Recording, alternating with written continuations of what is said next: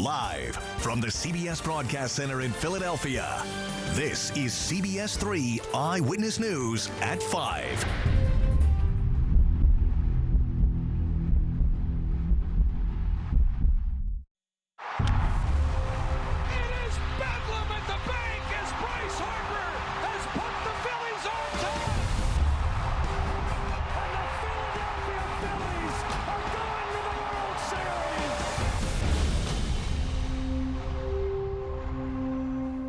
All right, everyone, after seeing all that, how are you possibly not hyped up and pumped up right now? Good evening to you, everyone. I'm Natasha Brown.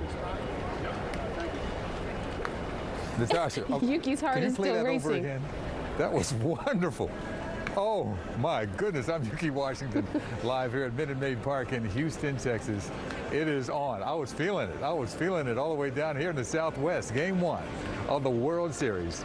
Not long from now. The Phillies just need 4 more wins to bring home that trophy. Oh, that would be so, so sweet. Just a smattering of players on the field behind me right now. They're going over their game plan, if you will, and some are in the locker room. Just a few are out there right now getting loose. They know we're getting close to the moment of truth. It won't be long for now. And, of course, Aaron Nola will be our starting pitcher. Now, Minute Maid Park is prepped and ready to go. Crews were out this morning adding the finishing touches to the field, and when you see that logo, you know it's game time. It is on. Our Fighting Phils will take batting practice again. A few of them will be out in just a little bit. But the first pitch is set for 8:03 Eastern Time. Of course, 7:03 here in Houston. And we, of course, have team coverage for you. Pat Gallen is also here in Houston, live at the ball yard. Ryan Hughes is at Citizens Bank Park.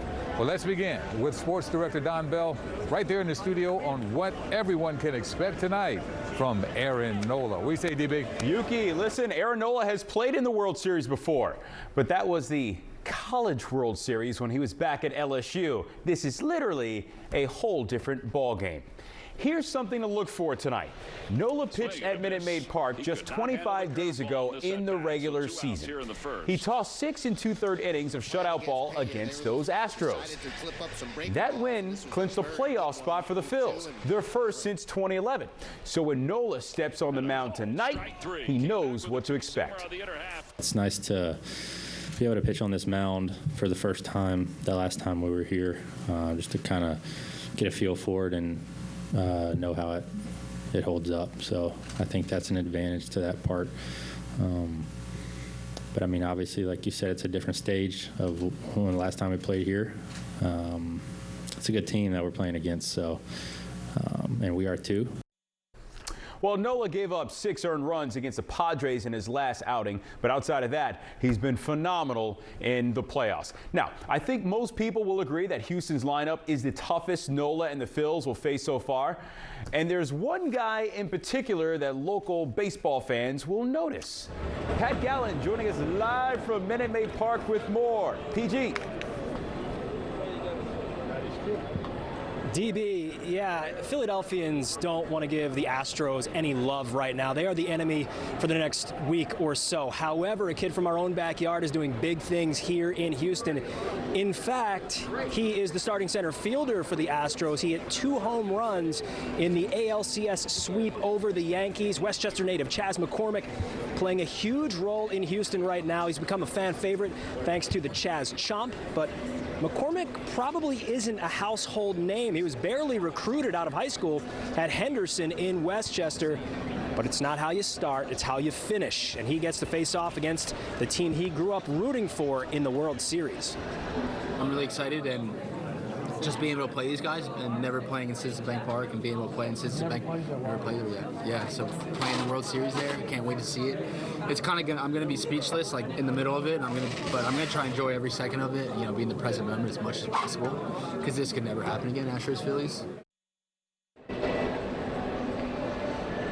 Yesterday, we actually had a dish called Loaded Mac and Chaz. You get it, loaded with brisket and green onions. Actually, not too bad. He had a plate of that on his table as well. We're rooting for Chaz McCormick. I know we're not supposed to root for the Astros, but come on, he's a Westchester kid. You've got to. Coming up at 6, more with former Phillies manager Charlie Manuel. He gives his thoughts on the series and a prediction from Chuck. We're live inside Minute Maid Park. I'm Pat Gallen for CBS3 Eyewitness Sports. Ukee, back over to you. All right, my friend, thank you so much. That was a great look. You know, lottery fever has taken over Philadelphia between the Powerball jackpot and fans scrambling to win tickets to the World Series, of course, back home. But for many, the odds are stacked against them. Eyewitness News reporter Ryan Hughes joins us now. He's outside Citizens Bank Park, where fans are ready to get this series started. What do you say, Ryan? Hey there, Ukee. Yeah, and fans tell me they have been distracted all day long, anxiously awaiting for Game 1. But here at home, this city is already preparing for Game 3. Take a look over my shoulder, because that red October banner, it was just replaced with a brand new 2022 World Series banner. Gosh, that looks nice. But the odds of winning the ticket lottery to get seats inside the bank are steep, and some say they rather win that lottery more than the Powerball jackpot. I won the lottery in 2008, so I can't complain. Tim Klein and his family stopped outside Citizens Bank Park to take pictures before heading home to Kentucky. Tim tried to score a spot inside the bank for the World Series through the ticket lottery, but he struck out. We tried the lottery, didn't work, that's fine. I went in 08 with my dad, right after my twins were born. There's still times I'm still trying to wake myself up, like, we're actually going to the World Series next week. It feels like it's still a dream to me. But Gerald Reber in Berks County is one of the lucky ones. The Phillies say more than 1 million fans entered the ticket lottery, but only about 20,000 tickets were available over the 3 home games. A statistician at Rowan University says the odds of winning, about 1 in 100. Can't win if you don't try. That's the only thing I think about. Buddy Campbell didn't try for tickets to the World Series, but he's taking a swing at the Powerball jackpot, now at $825 million. The odds of winning that lottery, roughly 1 in 292 million. It only takes one to win, and that's all my dreams come true. Reber says money is great, but the experience of watching the Phils in person in the World Series is much better. End of the day, I'm taking the World Series no matter what. Money is one thing, Phillies are another. And Ukee, that is a great problem to have, debating between tickets to the World Series or winning that Powerball jackpot. I can tell you, these tickets are much cheaper, only $2. According to Game Time, tickets to Game 3 here at the bank are starting now at least $1,000. We're live in South Philadelphia. Ryan Hughes, CBS3 Eyewitness News. Oh, wow. Ryan, thank you so much, man. I'm betting on red. Here we go now. Now, you can't have a Phillies watch party without food, and Phillies foodies are stocking up on all the essentials, especially the sweets.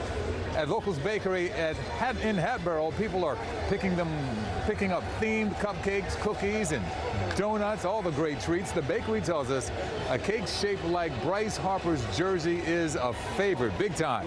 Fans are also stopping by Giant in Willow Grove to pick up chips, soda, and some adult beverages, if you will.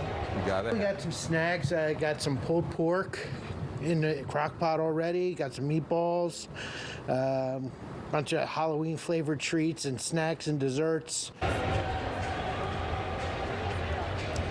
And we also stopped by Altamonte's Italian Market and Deli in Doylestown, where customers are ordering Phillies-themed pizzas. Oh, we're gonna have a great time. Old Glory is stepping aside to make way for another flag at the Betsy Ross House, just in time for the World Series. The museum is showing its support for the Phillies.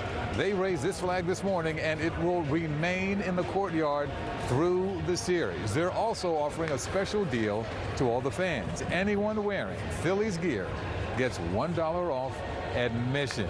How about that? Well, the folks at Philabundance have made a friendly wager with the Houston Food Bank for their Strike Out for Hunger campaign to see which organization can raise more money. It starts today and goes until midnight on the day of the final game. Philabundance raised nearly $17,000 when the Phillies faced the Padres, and they made a bet with the organization Feeding San Diego. How about that? Let's see what's happening now with our weather forecast.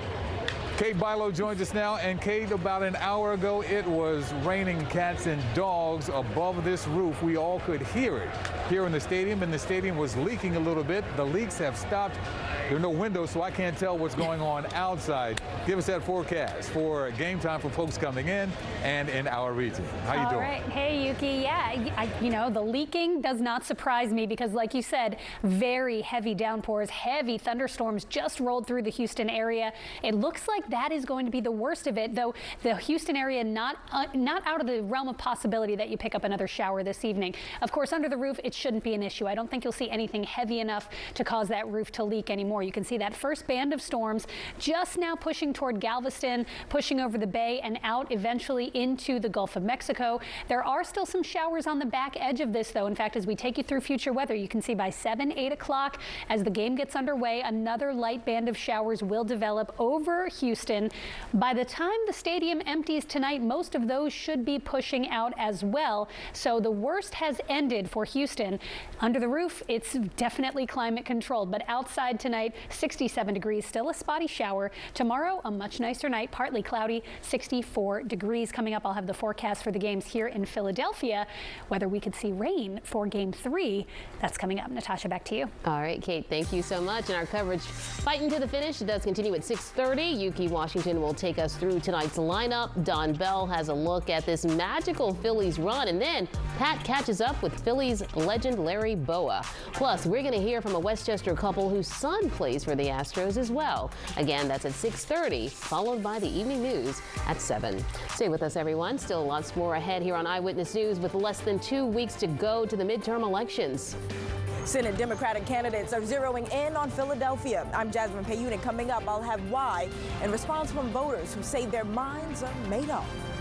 And agreements in place, papers signed. What Giselle and Tom are saying now about their split. Also, as we head to break, our friends at Adventure Aquarium in Camden, they're cheering on the Phillies tonight as well. Check out this armadillo playing under that Phillies cap there. He's a Phillies fan too. We're back in a moment, everyone. Stay with us.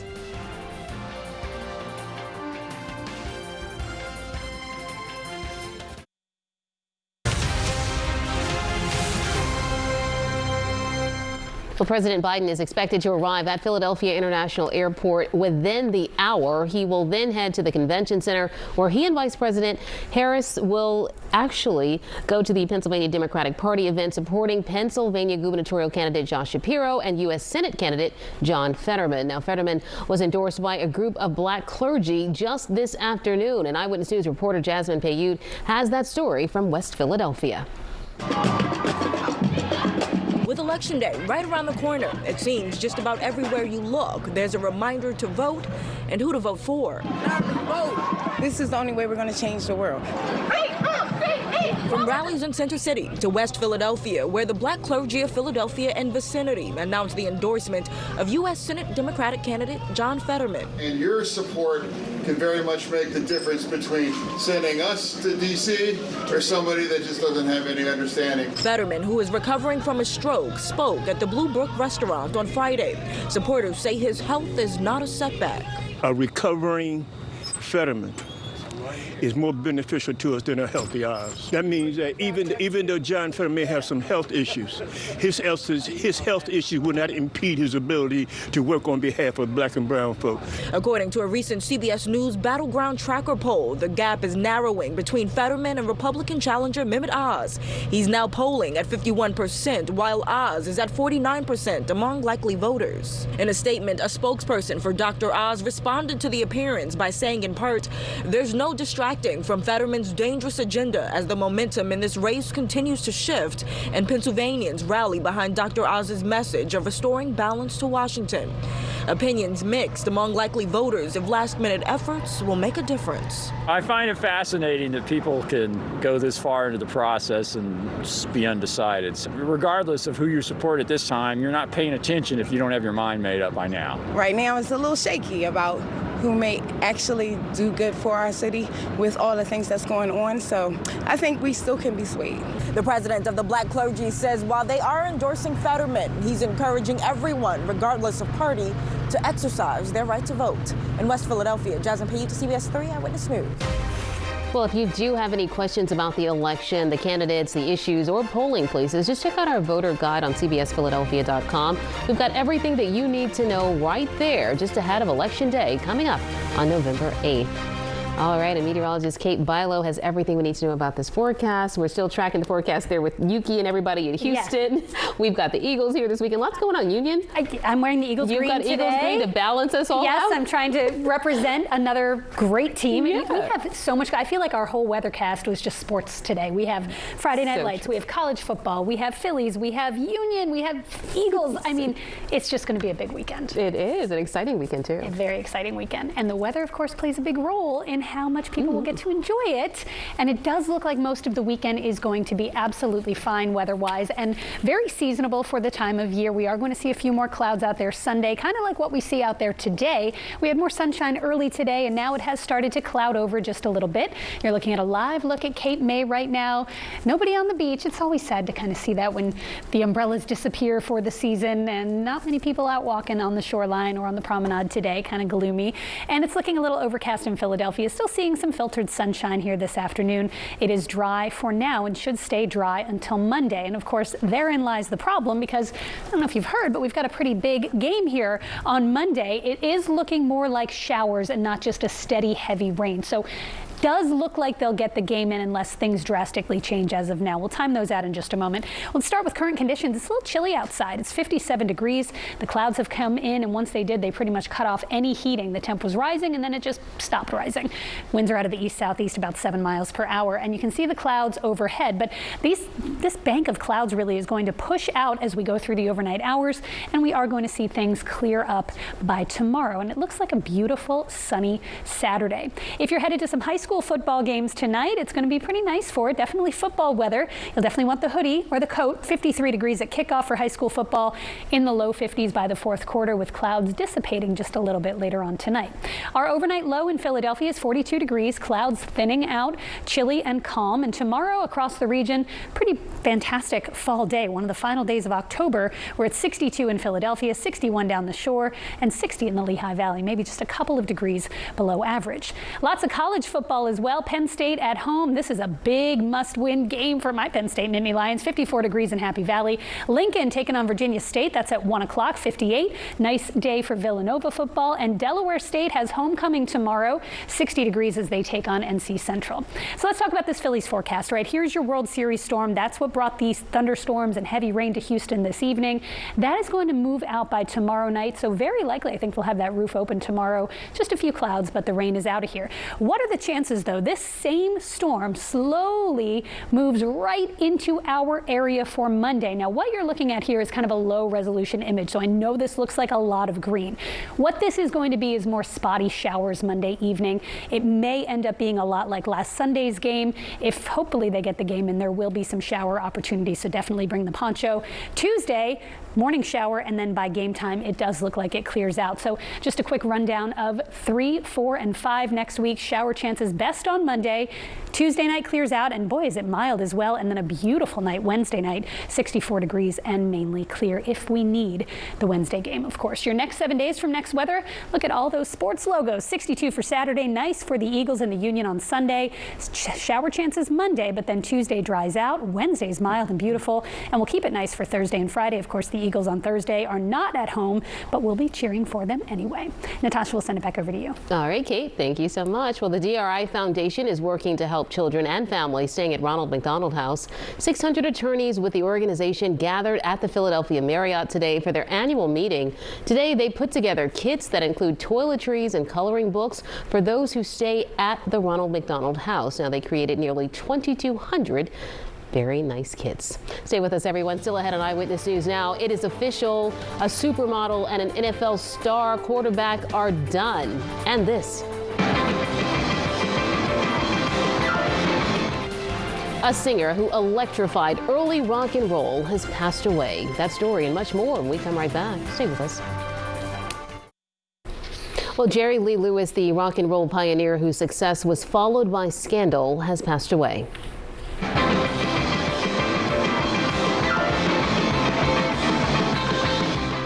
Well, Lewis said Elvis opened the door for him in the 1950s. Lewis had a string of hits that included Great Balls of Fire and Whole Lotta Shakin' Going On. His career nearly ended when he married his 13-year-old cousin. She later accused him of physical and mental cruelty, and that nearly drove her to suicide. Jerry Lee Lewis was 87 years old. And early this morning, a man broke into the San Francisco home of House Speaker Nancy Pelosi and severely beat her 82-year-old husband. A source tells CBS News the intruder shouted, "Where is Nancy?" before attacking her husband, Paul, with a hammer. The man was taken into custody. Paul Pelosi underwent surgery and is expected to recover. The speaker, meantime, was in D.C. when the attack happened. It is official now. Elon Musk is now in charge of Twitter, despite a long legal fight over this purchase. The price tag, $44 billion, an amount even Musk admitted was too much for the company. Musk has fired the company's executives, and he's also promising to create a council to the site's content moderation rules. The group would also consider whether or not to reinstate suspended accounts. Also now, it is official that Tampa Bay quarterback Tom Brady and supermodel Gisele Bündchen are no longer together. Each posted on their own Instagram accounts that they finalized their divorce. In his post, Brady wrote that the couple came to the decision to end their marriage after much consideration. Gisele wrote the pair has grown apart. The two were married 13 years and have 2 children together. Stay with us, everyone. Coming up on Eyewitness News in the next half hour as we count down to Game 1 of the World Series. We just can't forget about the Eagles, DB. They're still out there. Yeah, they're still a thing. For the first time in 2 decades, the Eagles-Steelers matchup takes on a different twist. We'll explain.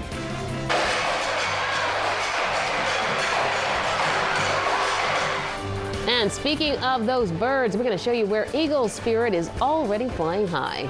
Also, let's talk about that Powerball jackpot. It's still growing after no one matched all 6 numbers last night. The odds of winning when we come right back.